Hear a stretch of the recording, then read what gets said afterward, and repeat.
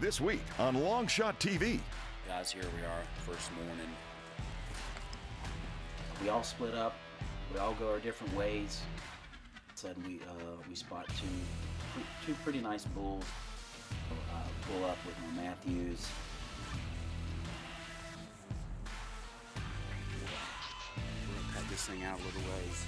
Who got this one that I came to get? Jack and I were hunting kind of the south end of the ranch. I think that there was some malfunction there with his rest and his arrow, because he pulled it back 3 times. And that afternoon, lo and behold, here he comes.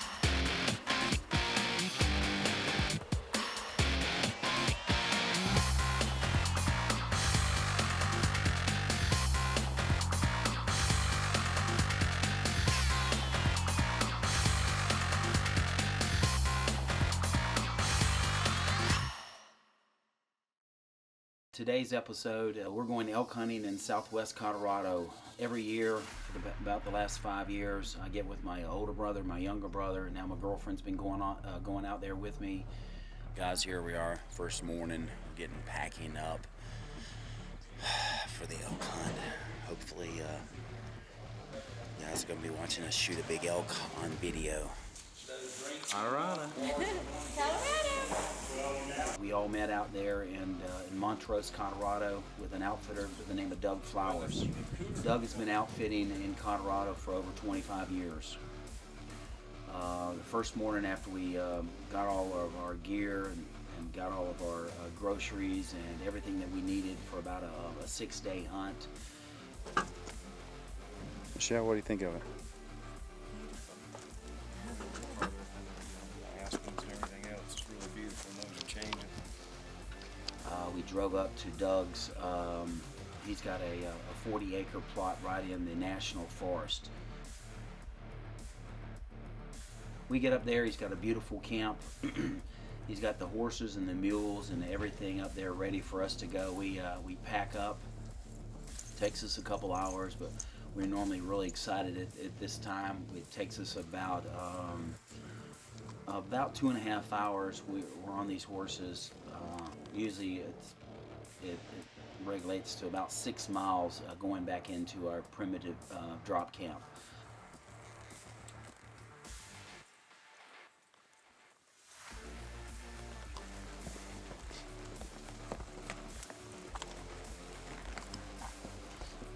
It's an adventure every time we go there, because most of the horses haven't really been ridden since the following year, and so they're a little bit more spookier, and so it's actually a pretty exciting ride in. Once we get to our drop camp, we set up, we get ready for the week's hunt. The outfitter leaves, and we're all set up.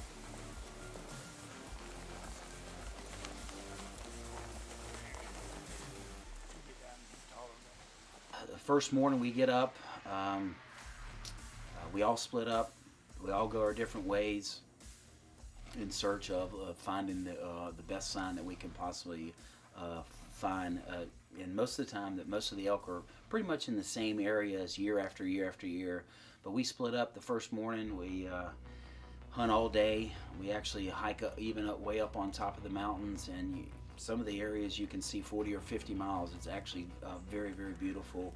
When you're about 6 miles away from camp, a lot of times you can see storms coming in, and sometimes they'll either come in or they won't, or they blow over. But a lot of anticipation or a lot of anxiety, I should say, about whether you're going to get rained on or not. So you also have to take a lot of gear with you. After the first couple days, really didn't have a lot of luck finding any elk. A lot of sign, but really no evidence or no visual contact, I should say.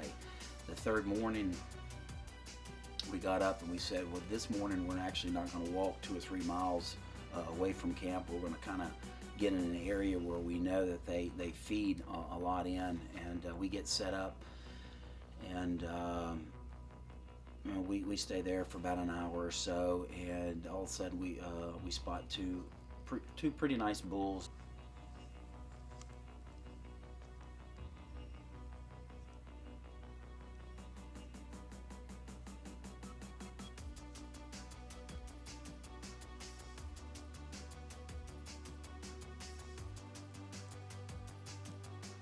They fed all the way towards us, and there was a bigger bull behind the smaller bull, and as they were feeding towards us, I noticed that the smaller bull was really getting downwind of us, and when I looked around and saw the larger bull, and that's the bull that my girlfriend was actually filming, and that's the one that I wanted to shoot. When he really got nervous, I knew that the smaller bull had actually winded us.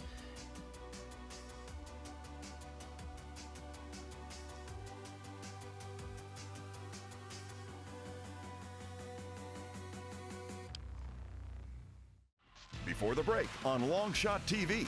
Guys, here we are, first morning. Beautiful. We all split up. We all go our different ways.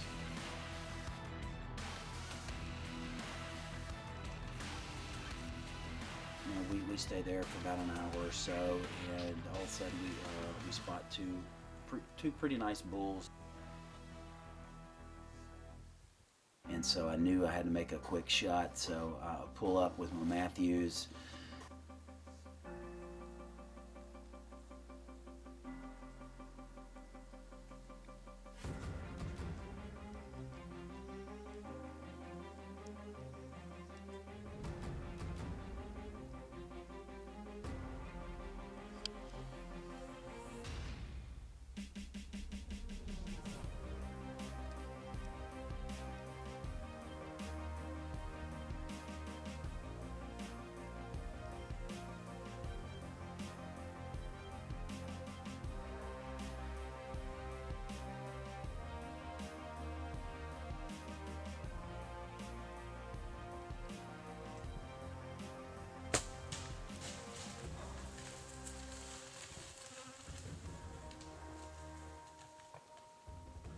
The bigger elk really knew something was up, stood at attention, and I knew I had to make a quick shot, and I didn't have a great shot at him at that point in time, so I looked over at the smaller elk.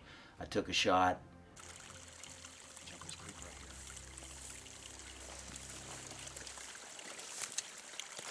here. Laying right up through here.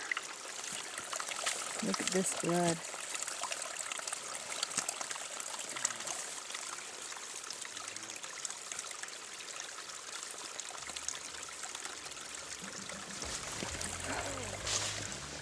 Right here. Cool.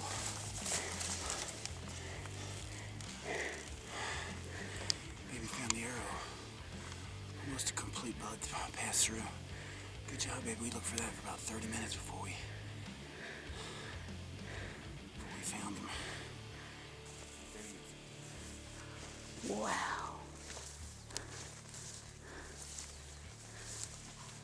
We're very excited to shoot a nice elk there in the Rockies with a bow and arrow in my Matthews. You come in the Rockies and get a stick and a string and put it through elk of any kind. I mean, you're very fortunate to be able to do this. And now, after you make a kill, the next hardest part is actually cutting him up and taking him out. But we've got an outfitter named Doug Flowers that's coming in here. He's sending him his #1 guy, Billy. Come in and get us or get the elk. He'll take him out and pack him out, and we'll get some great meat out of him all winter long. It's another one of the reasons why we do love to hunt is we do love to eat the meat. It's great for us. We're going to pack this thing out a little ways so that the guide can find it. We're going to ribbon this right here all the way to the trail. He'll pick up the ribbon. He'll come right here, pick him up. Well, one more day. Back out of here. Back to the real world. Myrtle Beach, South Carolina. Well, we should go fishing tomorrow. Yeah, we'll try to fish tomorrow. Maybe this evening. Colorado's got a great population. Our department does a great job with the wildlife department, allowing out-of-state hunters to come in here and harvest. They said I think there's over 350,000 elk in the state of Colorado, the largest elk herd in the United States.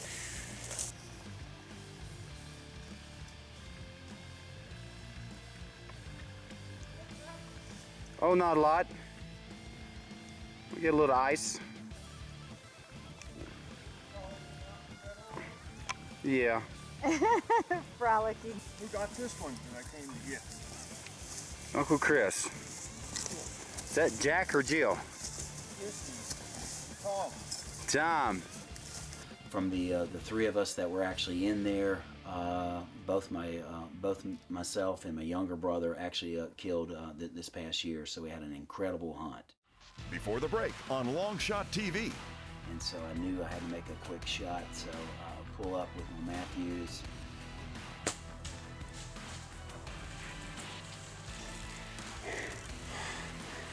Maybe found the arrow. And you come in the Rockies and get a speaker string and put it through elk of any kind. I mean, you're very fortunate to be able to do this. We're gonna pack this thing out a little ways. Who got this one that I came to get? Uncle Chris. My dad actually used to go on that trip with all of us, but the elevation at 9,000 feet and into a primitive camp, and this year he actually turned 79. A little bit tough on a 79-year-old. He still loves the elk hunt. But we fly over into New Mexico and hunt there on a ranch of about 30,000 acres. The first morning, we're excited about our trip. Good morning. Welcome to Longshot TV up in New Mexico. We do a lot of scouting. We actually have a 30,000 acre ranch that we actually get to drive actually a vehicle around the whole entire ranch, and we stop off and look at different signs, look at some watering holes, and try to see where the elk are moving. Good morning. This is our first morning up here. My dad and I, it's our annual trip to New Mexico. We're excited about being up here. We've heard about 3 or 4 big bulls, and we're just trying to get on them right now. So we got a lot of work ahead of us, but hope you enjoy it. Well, we just heard a bull about a couple hundred yards out here. We're getting ready to go out here and get set up on him. We got on about 3 or 4 different bulls. We got 3 different bulls bugling. We've rode around all morning long, wanting to get in the position that we're in, and now I think we're in a pretty good position. We got 3 bulls bugling, and we're just gonna sit back and relax and see exactly where they're going, what they're doing.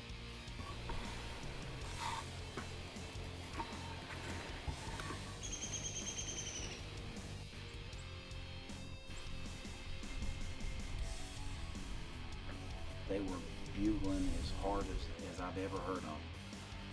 We got set up.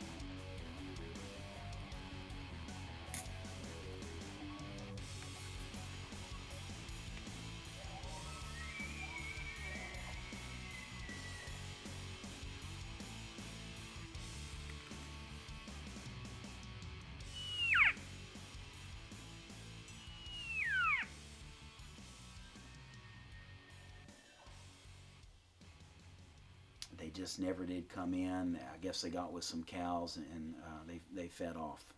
Jack and I were hunting kind of the south end of the ranch.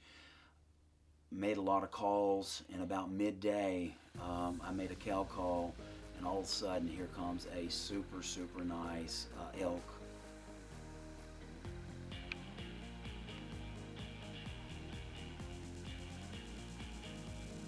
I looked over at my father, and I thought that this elk looked a little bit deformed, but he actually had a double main beam.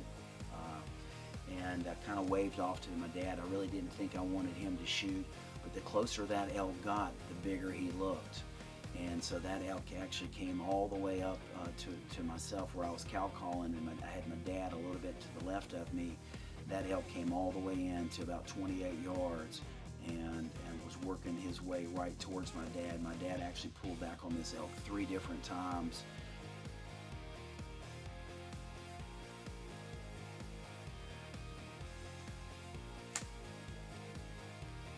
I think that there was some malfunction there with his rest and his arrow, because he pulled it back 3 times.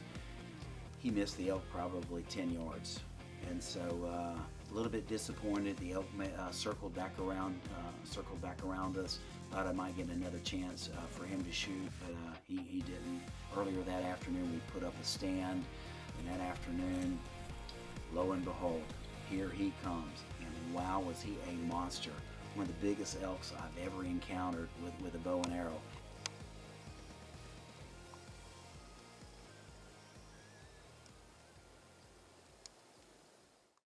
Before the break on Longshot TV. Good morning. Welcome to Longshot TV up in New Mexico. Jack and I were hunting kind of the south end of the ranch. I think that there's some malfunction there with his rest and his arrow, because he pulled it back 3 times. And that afternoon, lo and behold, here he comes.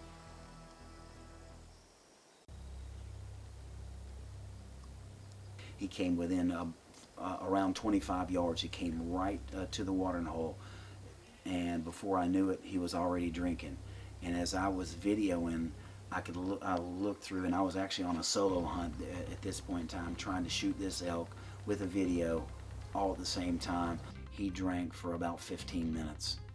And so I got a lot of great footage of this elk, but when that wind switched back around, before you knew it, he was out of there. And wow, my heart just sank.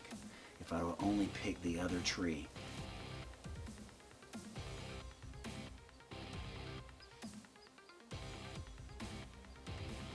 Yesterday we had a couple great encounters. I had a big, huge bull came right underneath me, drank for about, I guess about 5 or 10 minutes. I got some good shot of him on my camera. Didn't get a great shot. The wind swirled around me, and he winded me. Had another bull and 2 cows and a calf come in. He just wasn't quite big enough for what I wanted, and this morning we're going to get to the top of the mountain here pretty soon and see what we can do with them. We worked all morning long. Didn't really hear a lot of different elk bugling. Didn't really get set up on anything, and we're kind of anxious for our evening hunt. That evening, my cameraman Dave went with me, and we set up on that same pond. You're watching Longshot TV. Don't you touch that dial. First encounter was a beautiful, kind of a brownish blonde phase brown bear. It came in probably about 30 or 40 yards to us. The wind was really, really swirling around. He got out of there. And so with that in mind, we knew the wind was kind of blowing in that direction, and it wasn't about 15 minutes later, here comes another whole herd of elk. A pretty nice bull that was marginal to shoot, but I was really holding off for that big one. They came in, they drank, and I had a good shot at it at one point in time, but chose not to because I was really looking for that big elk. Well, the next morning we got up early, and my cameraman asked me earlier in the week, he said, "Chris, what about rain gear?" I said, "Well, Dave, it hasn't really rained here in about 5 years." It rained that morning at least 4 to 5 inches. They've never seen rain like that, and so we were kind of stuck at the ranch house and figuring on what to do. And had rain since last year up here, but they probably got at least an inch of rain, so we can't get to the mountain. So this morning we're going to be eating some bacon and biscuits and gravy and eggs. I thought to myself, well, the main thing that I think that we could possibly do is call up an old guide named Albert. Today is one of our last days where we've had to call in the cavalry. Albert over here. Albert's been up on this farm for about how long? Close to 30 years. 30 years. So he knows wherever elk is hiding. We hunted hard for the next 2 days.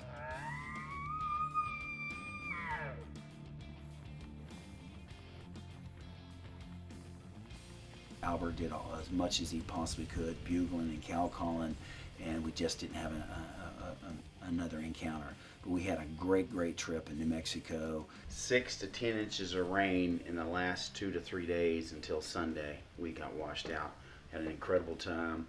Met some great new friends. Got a lot of good stuff on video. And next time, when it comes to setting my stand, when I say I'm gonna set this thing right here, I'm gonna set it right there. Want to find out more about Longshot TV? Look us up on the following.